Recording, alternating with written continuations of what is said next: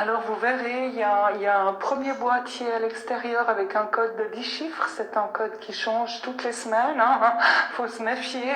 Et puis il y a un deuxième boîtier dans le sas pour ouvrir la deuxième porte. Alors ce qui se passe, c'est très souvent des parents ont oublié le deuxième code et ils restent bloqués dans le sas avec la poussette, les élèves en bas âge et tout ça.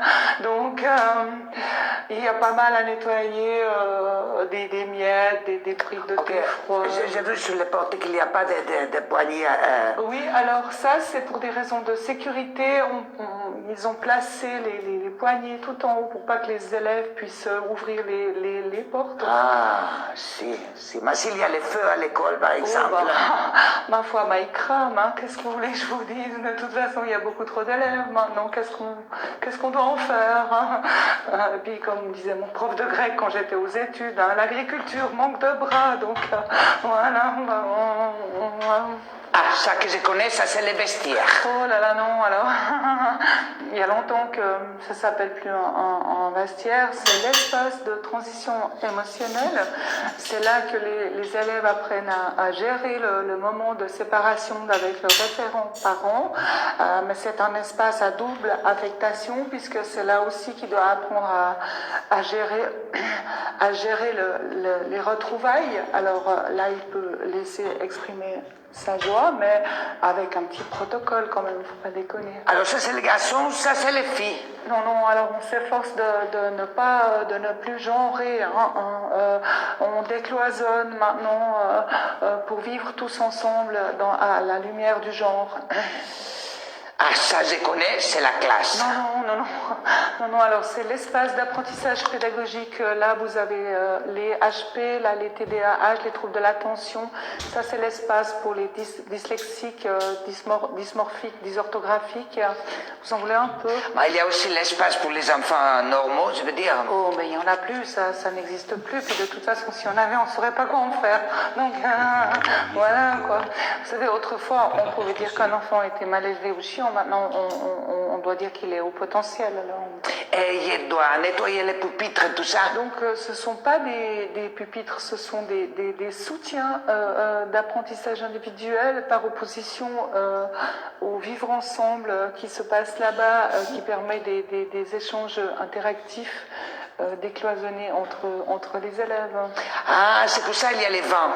Alors justement, ce ne sont pas des bancs, ce sont des espaces, comme je disais, de confinement partagé. Bah, ils rangent les papiers et tout ça avant que je nettoie les crayons. Alors, attention, ce ne sont pas des crayons, ce sont des outils scripteurs.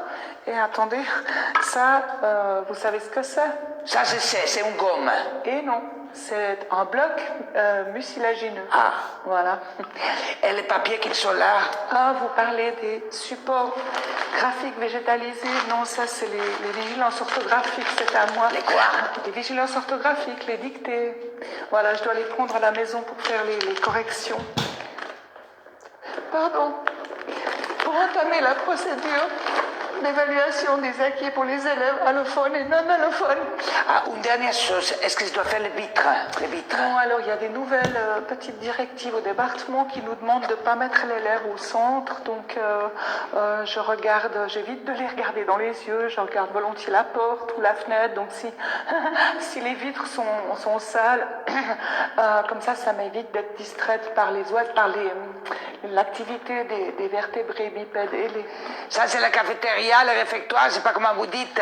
Non, c'est l'espace diététique voué à l'éducation nutritionnelle.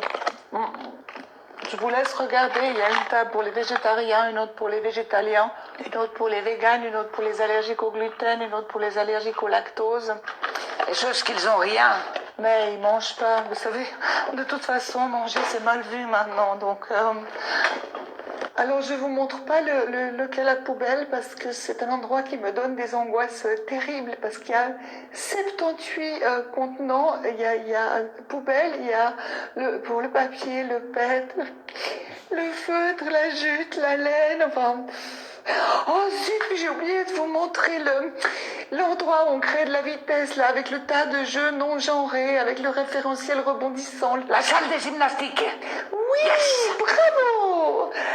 Bon, ben, je crois qu'on a à peu près fait le tour. Vous pouvez venir mercredi parce qu'on a la sortie de cohésion. La sortie de cohésion, la course d'école. Ouf, si, on y va parce qu'on attend une petite autorisation du petit département. L'autorisation DEAO, DEGO, SESS04. Vous allez visiter une usine del nucléaire? Non, on va voir les marmottes.